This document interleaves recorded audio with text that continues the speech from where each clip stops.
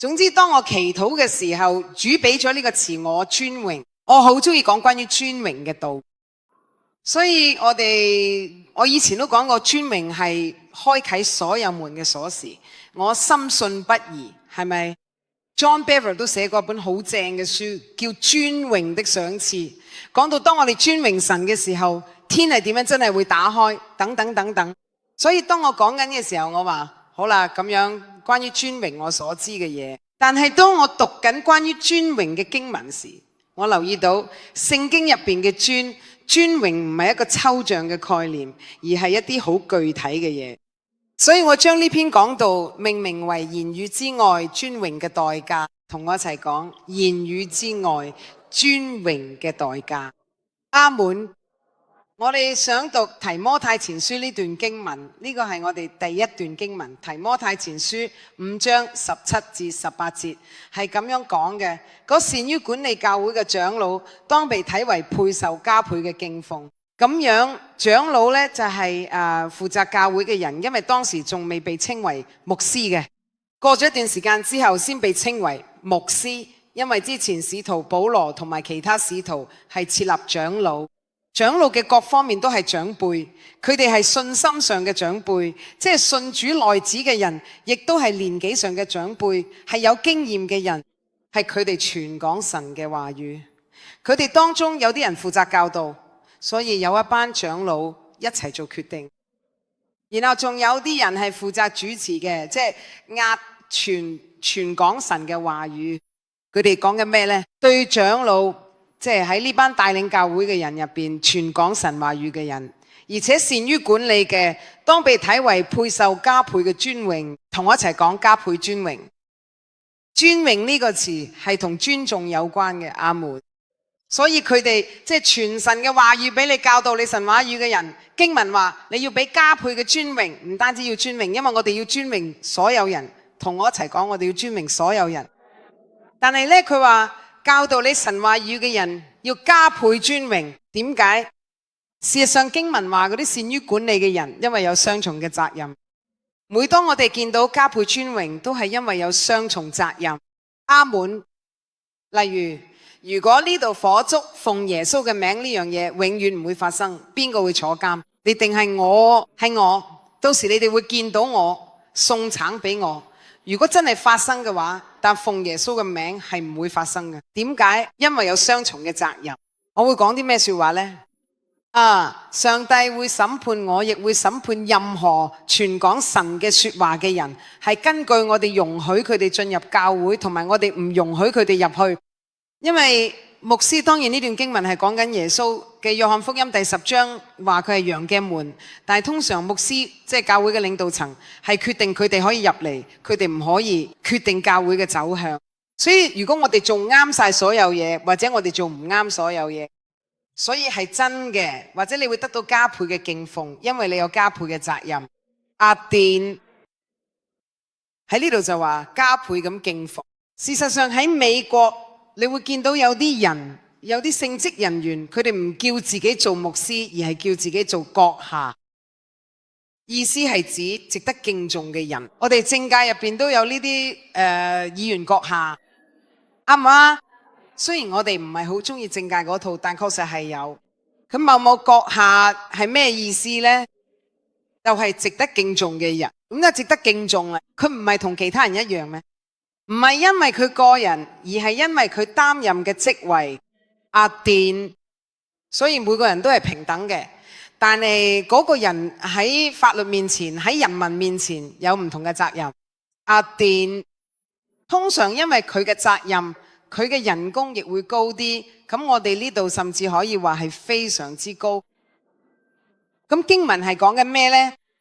當被佢作配受加倍嘅敬奉，尤其係嗰啲勞苦傳道教導人嘅人，因為經常話牛咁踩谷嘅時候，唔好籠住佢個嘴，又話工人得工價係應得嘅。我知你哋可能會話係啊，我讀過啦，我以前都讀過，但我從來冇聯想到聖經講敬奉嘅時候係講緊經濟上嘅嘢，而唔單止係尊重。因為喺上下文入邊，佢話因為同我一齊講，因為佢之前講緊加倍嘅敬奉，因為唔好籠住踩谷牛嘅嘴，佢係話要俾做緊嘅踩緊谷嘅牛食嘅，因為佢做緊嘢。然後佢會話工人得工價係應得嘅。有啲人話工人配得鑑嘅貨物，亦都有人講笑話配得鑑嘅瓶子。工人得工價係應得嘅。佢係講緊咩呢？係話對於我哋想敬重嘅傳道人，放心，我之後唔會叫大家奉獻，叫人要俾錢，我只係教導緊大家，係咪？因為有人會話，哎呀，而家要奉獻啦，唔係啊，奉獻環節已經過咗啦。順帶一提，我講經濟嘅時候，從來唔會喺奉獻之前講，因為我覺得咁樣會操縱到人，嗰一刻人會好感性嘅話，咁我要俾錢啦。你要學習聖經嘅原則，因為你要學識唔好單憑情緒去奉獻。所以喺呢間教會，我永遠唔會喺奉獻之前講一篇道教你點樣奉獻，點樣納1/10，因為我唔想操縱任何人，而係想教大家聖經係點講嘅。我覺得咁樣先至啱，係咪？我唔中意嗰啲嘅奉獻之前講成300個鐘，係嘅話，點解人一定要奉獻嘅做法？因為我哋唔可以，亦都唔應該操縱人。如果咁樣做就係操縱緊人。阿門。所以呢度係話要加倍敬奉一個人，你就要俾錢嘅。佢係話你哋傳道嘅人其實應該得到回報金錢同埋人工，因為佢正係喺度傳道。事實上係咁，一個全職侍奉嘅人，雖然有啲牧師都會工作，但如果只係做呢樣嘢，就應該有經濟支持去維持。喺12使徒遺訓入邊呢，呢份係一份文獻，甚至被稱為使徒嘅教導。有人叫佢做使徒嘅經文或者使徒福音。有冇人聽過呢本叫12使徒遺訓嘅書啊？如果你未聽過呢，可以去下載，喺網上可以揾到。呢份係教會嘅福音書同聖經之後嘅第一份文獻，記載嘅早期使徒，即係耶穌唔喺度之後，早期使徒。即係羔羊嘅使徒，仲有使徒嘅使徒，即係使徒嘅門徒，佢哋係點樣喺教會入邊行事嘅？所以呢份係教會最早嘅文獻，講述耶穌離開之後發生嘅事。當時聖靈已經喺子民當中，亦都講到教會係點樣運作嘅。你不如試下睇下12使徒遺訓入邊係點樣講嘅。咁其實好強調咗一點。如果你肯花時間去認真讀下，你就會好清楚咁見到，原來供養嗰啲為你傳講神話語嘅人係幾咁重要同埋有價值。所以12使徒遺訓提到，對於教導你嘅人、老師或者穿州過省去傳福音嘅人，呢啲人甚至應該得到回報，由聽道嘅人去供養佢哋。所以當你從某人身上領受嘅嘢，就要祝福同敬奉嗰個人，唔單止係尊重，仲要用實際嘅方式去敬奉嘅。當我見到呢一點，我就開始留意聖經入邊關於敬奉嘅經文。發現敬奉同經濟係息息相關嘅，於是我就諗，點解敬奉會同經濟有關呢？因為神想我哋唔好只係口頭上講愛，而係要實實在在咁去愛。我舉個例子，如果你同你老婆講我愛你，佢聽到一定好開心，係咪？然後你寫封信俾佢，話我愛你，你傳信息俾佢，話我愛你，我好愛你，我愛你，我愛你，我愛你。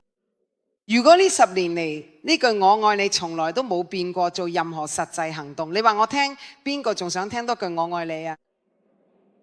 我係咁愛你，以至於係咪？例如當一個男仔準備結婚嗰陣，我記得我個侄仔佢好似係舊年結婚咁，佢嗰陣喺度做通宵做侍應咁買戒指去求婚，因為單係講句我想同你結婚係唔夠嘅，佢一定要攞出嚟，佢仲要佢哋出嚟。事實上嗰隻唔係指戒指，而係一隻鑽戒，係嘛？唯一嘅問題係，當你送咗個 Louis Vuitton 俾咗之後，你就唔可以再送 OVS 啦。你哋明啦，係咪？因為之後當你送呢啲嘢嗰陣，佢會話而家送 OVS 嘅愛我啊，所以要小心，因為當你就算係用金錢去表達敬意，人都係會想要更多，係咪？佢話愛會點樣？係減少定係增加？所以記住，由 OVS 開始慢慢咁，然後一步步咁。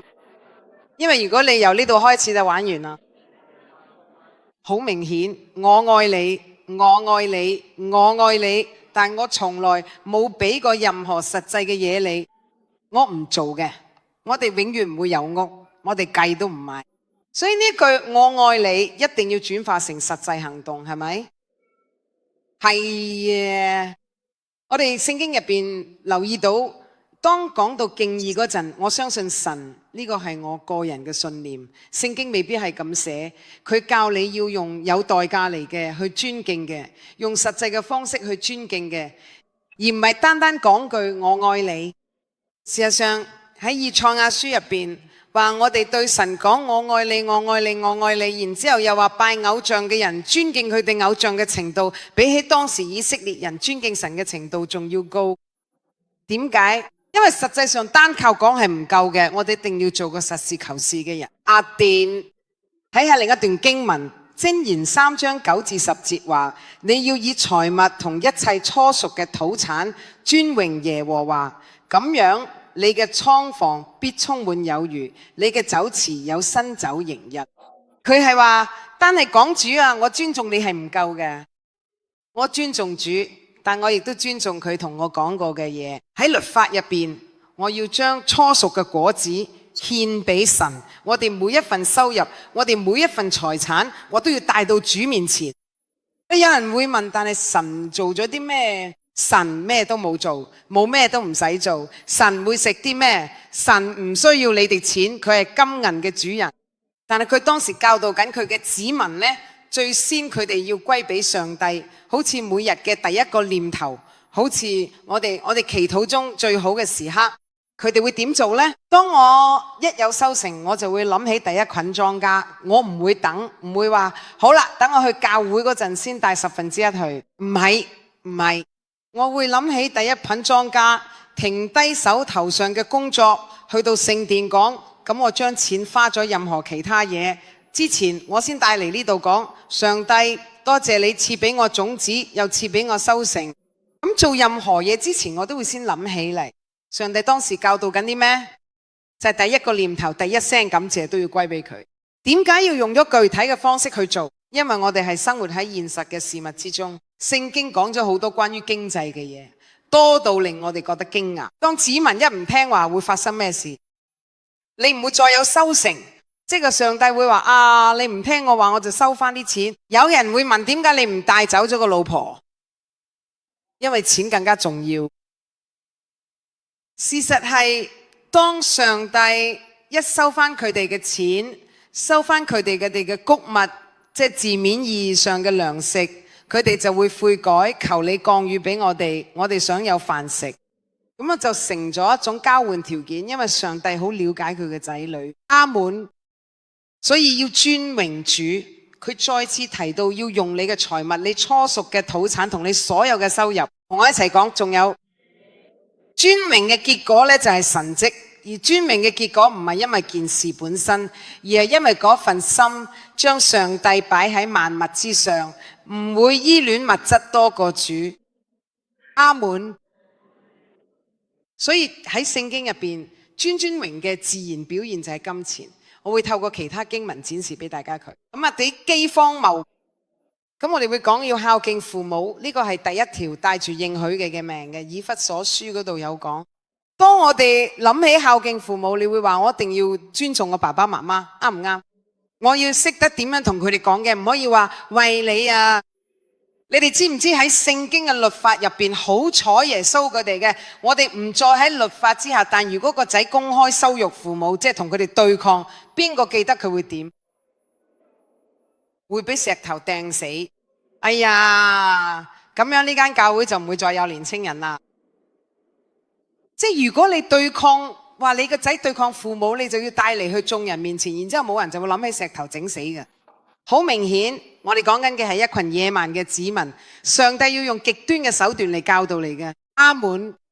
當時嘅目的呢，係要教導一群野蠻嘅子民，就好似今日某啲國家咁，會為佢嘅小事就殺咗殺去。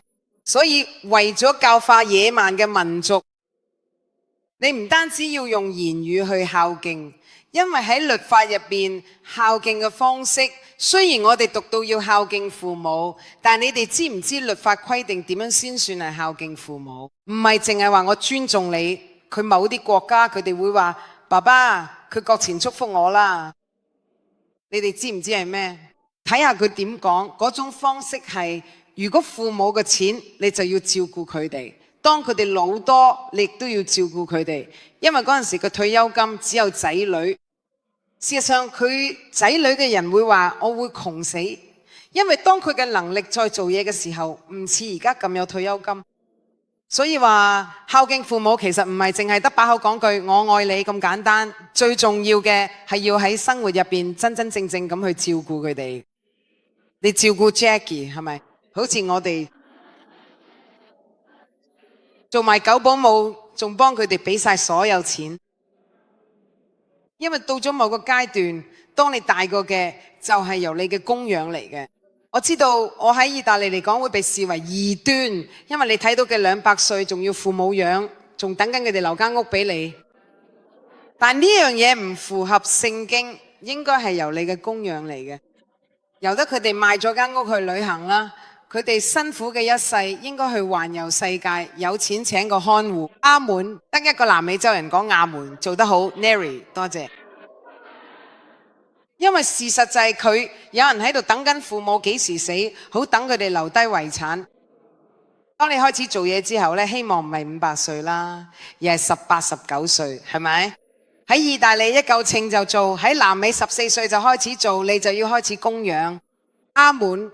係你帶嚟嘅出去，而唔係再由佢哋帶你出去。雖然我知道有人同父母出去，你都65歲啦，仲要80歲嘅阿媽用退休金請你食薄餅，真係羞恥啊！同我一齊講，真係羞恥，真係羞恥。所以孝敬嘅自然表現就係金錢，因為呢樣嘢係需要我哋付出代價嘅。阿門。唔好將一啲唔使你付出代價嚟哋獻俾上帝，要獻就獻，要付出代價嘅，同我一齊講要付出代價。我想俾你哋聖經嘅一段經文，同我一齊翻開撒母耳記下24章18至25節。撒母耳記下24章18至25節係咁講嘅。嗰一日背景係咁嘅，大衛犯冇錯，上帝同佢講過，佢求問上帝，總之佢想進行人口普查，但係上帝佢叫佢哋做，因為喺聖經入邊，上帝好多時會話去普查人口，數下你有幾多人，係為咗知道你有幾多兵力。上主個要求過，但係大衛冇得出嚟，有冇驚佢做嘅次人口普查？而上主係冇叫佢哋做嘅。於是呢，上主就話唔得，咁樣係錯嘅。事實上，大衛其中一個將軍都話上主對你做過啲咩，你要去做人口普查啊？問題唔在於人口普查本身，而係佢唔信靠上主，反而想睇下自己有幾多兵力去打仗。於是上主懲罰咗，叫佢哋你想交嘅敵人手定係點？咁答，我寧願交嘅上主手，因為上主仁慈，無論點都好，千祈唔好將我交嘅人手。佢都幾聰明。點知嗰陣發生咗場瘟疫，呢場瘟疫開始令到好多人受苦。大衛就求上主話，求下你，係我做錯嘅，我唔想百姓受苦，我要點做先可以令瘟疫停低？聖經係咁講嘅。嗰日加得去揾大衛，話掃羅捉起上去，唔好意思，係上去，冇問緊可以為上主做啲咩，上去捉起一座，為咗消除瘟疫。喺耶布斯人呢，亞勞拉嘅禾場度為上主築一座祭壇。大衛就照住先知加得嘅話，亦即係上主嘅吩咐上去啦。亞勞拉望出去，見到王同佢嘅臣僕正向住佢行過嚟，亞勞拉就出去面伏佢哋，向王下跪。跟住亞勞拉就話呢，我主我王，點解會咁揾你嘅僕人呢？大衛回答話，我想買你呢個禾場，喺度為上主築一座祭壇，好等民間嘅瘟疫可以停落嚟。亞勞拉對大衛話，我主我王，你中意啲咩去獻祭都得，呢度有牛可以做嘅祭，仲有打糧嘅器具同埋牛嘅可以當柴燒。王啊，亞勞拉將呢一切都送俾你，即係話我哋王睇到話，我需要嗰座山，因為我想敬拜上主。嗰個人一方面係因為驚，因為大衛之前已經殺晒所有反對佢嘅人；另一方面嘅話，咁牛你咁去啦，隨便用，我免費送俾你。佢係咁樣講嘅。然後亞魯那對王話：願上主你嘅神悅納你。但係王回答亞魯那，佢嘅意思係我免費送晒俾你，唔得，我一定要照價向你買，我唔會用白白得嘅嘢嚟作為嘅祭獻俾上主我哋神。你哋要講，你一定要有所付出。當你愛一個人嘅時候，送禮物係一定要有所付出嘅，係咪？唔係淨係寫封信就算，因為第一日收到信你可能會好開心，但係寫完信之後你要表現出你有幾愛。我唔係單止男人對女人，女人對男人都係一樣，冇生日啊，同佢安排一次旅行，俾個驚喜嘅，做嘢咁中意嘅嘢，而唔係你自己中意嘅嘢，啱唔啱？做個冇中意嘅嘢，唔好煮，我唔知啊，嗰啲開胃小食，你哋知唔知係咩嘅？即係法國人俾嗰啲嘢呢，整燒烤俾佢啦，佢係男人嚟噶嘛，男人就係中意食肉，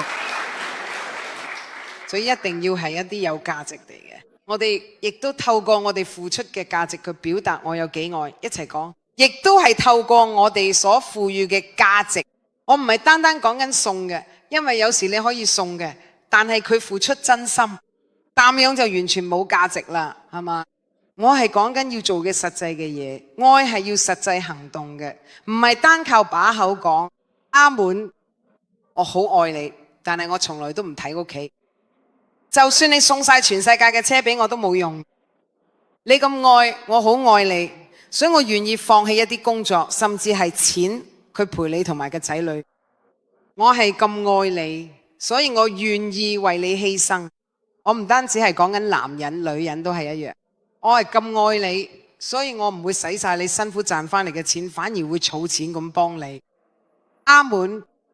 當我哋用實際嘅方式去表達愛嘅時候，一齊講實際。根據聖經呢個係尊重身邊人嘅方式，但係你要有所付出。一齊講付出。阿門。所以供養年老嘅父母或者尊重嘅嘢係同我尊重你有關嘅。你哋知㗎，我講過好多次，咁多年嚟，我每年都會送一次旅行嘅孝敬我阿媽。當然啦，而家嘅要求越嚟越多，唔係啊，因為以前係淡嘅，我哋去熱那亞啦。而家佢會同我講，咁我哋幾時去日本啊？好似貓兒嗰個豬仔錢咁淡。我一直都有嘅地方用嘅儲錢嘅。我對我嘅牧師都係一樣。我哋牧師同我一齊嘅時候，佢哋從來都唔使俾錢。其實佢哋俾得起，係嘛？但係我唔會俾佢哋俾，我仲會幫佢哋拎行李。每次都係淡。坐車嘅時候都係一樣。每個國家都有自己嘅規矩，但係我會將最好嘅位留俾我阿媽、我嘅牧師或者我想尊重嘅人。例如喺意大利啦，呢種上座啦，好多時如果司機係屋主或者車主，你就會請你嘅牧師或者傳道人坐喺司機位隔離。咁其他國家可能係坐後，唔理係邊度，每個國家都有自己一套，但重點係你要尊重嘅。食飯都係一樣。我會將餐嘅最好嘅位留俾我最想尊重嗰個人，或者通常係最年長嗰位，因為就算我哋牧師喺度，但如果有位老人家，聖經教導我哋要先尊重長者，因為佢哋年事已高，所以我會將最好啲位俾佢哋，第二好啲位就俾我哋屋企人。同樣道理，當我哋祈禱嘅時候，如果你喺屋企，唔係如果我同我嘅牧師一齊，我會話我係呢度嘅屋主，然後我會話請你哋帶領祈禱。邊個帶領祈禱啊？我想尊榮邊個？如果佢哋同我講絕對唔得，你哋啦，我就會做。但如果我同牧師一齊，我絕對唔會主動要求自己祈禱，係冇可能嘅。咁樣係代表唔夠尊榮，理論上係禮貌問題。所以有一啲細微嘅一啲小動作，但每當冇乜嘢到，我就會為佢哋安排。呢個係我哋方式。每個人都有自己嘅愛之語。我中意一啲特別嘅時刻，我會同佢哋安排假期，1日或者2日由我出錢，因為我想尊榮咁嘅，因為佢哋照顧緊我嘅生命。呢個係我表達我好開心你嘅照顧我生命嘅方式。佢哋會唔會要求我哋做？絕對唔會。尊榮唔係要求翻嚟嘅，尊榮係主動俾人哋。我阿媽會唔會同我講你要幫我俾旅行錢？從來唔會。但係呢，我會主動講，絕對唔係啊，媽咪你係我阿媽，你照顧過我成世，你生我出嚟教養我，我想透過令你開心嘅尊榮你，只要你中意，就算要我幫你湊狗都冇問題。阿門。呢個就係所謂用實際行動去尊榮，同我一齊講實際。但係聖經入邊有啲人甚至利用屬靈嘅藉口去逃避尊榮父母。嗱，睇下馬可福音7章11至13節係咁樣講嘅。你睇到話，人若對父母話我所當奉俾你嘅，已經作咗各耳板，各耳板就係貢獻嘅意思。以後你哋就唔容佢再奉養父母，呢個就係你哋承接遺傳，廢咗神嘅道。你哋仲做好多咁嘅嘢，你哋見唔見到尊榮再次同金錢掛鈎啦？因為佢係話，你哋會話但係我唔得啊，因為呢啲錢係要奉獻俾主嘅。佢係話你咁樣係廢咗神嘅道，呢度唔係講緊11奉獻，係講緊一般奉獻。你話我唔幫你，因為我要支持宣教，唔係啊。咁支持宣教之前呢，如果你父母有需要，你應該先照顧好自己屋企人。阿門。我係你哋知，我哋教會係非常支持宣教嘅，甚至係好正。我哋成功嚟到去羅馬尼亞嘅旅費，咁喺而家喺嗰度，我哋仲用星期3嘅奉獻買喺監獄入邊嘅物資包。我哋教會呢，好慷慨，但如果你問我，我有5歐元。我應該幫我阿媽定係支持宣教？幫你阿媽先。阿門。因為咁樣先至啱。所以你哋見到呢，聖經再次提到尊榮父母嘅方式係同經濟支持有關。不過我哋睇下其他同呢樣嘢有關嘅舉動。我哋仲記唔記得瑪利亞？伯大尼嘅瑪利亞，佢做乜啲咩？喺聖經入邊有冇經文所明確講明嗰個係伯大尼嘅瑪利亞？聽落講到好似係2個唔同嘅人嘅。我相信係2個唔同嘅人，其中一個去喺西門屋企打破咗個玻璃瓶或者係玉瓶，將入邊價值1年人工嘅香膏抹咗耶穌腳上邊。只有一個人喺度抱怨，係邊個？測驗下大家，猶大。你哋記唔記得佢點解抱怨？聖經係咁講嘅，佢咁講係因為佢偷咗使徒錢箱入邊嘅錢，即係話唯一一個抱怨緊有人送貴重嘅俾耶穌嘅人，正正就係嗰個冇錢從過嘅耶穌嘅人。其他使徒呢都冇一個出聲抱怨。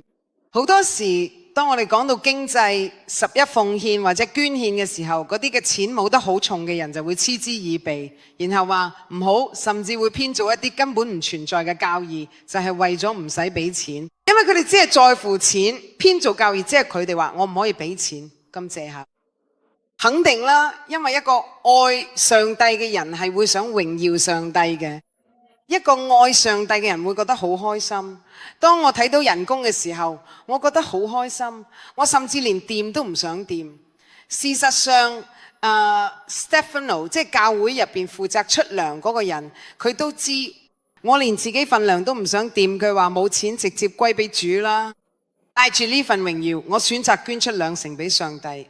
我目標係有一日可以靠1成收入生活，將9成獻俾上帝，而唔係留俾自己。